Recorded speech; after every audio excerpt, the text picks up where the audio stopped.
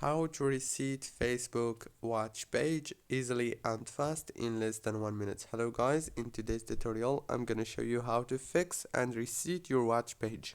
First thing, open the settings, go to the apps manager, open the apps and then go to the Facebook app. Now this is the app information page. On this page you will find all the settings about your Facebook in your phone. All what you want to do here is, first thing, stop running the app by clicking on this force stop option. After you click on it, it will stop running the app in the background like this. Click on force stop and that's it. Now click on the storage, click on clear data and then click on delete.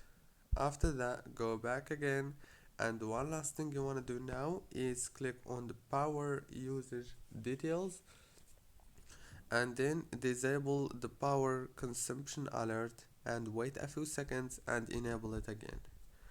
Now turn off your phone and turn it on again, and your watch page must be reseated. Don't forget to like, subscribe.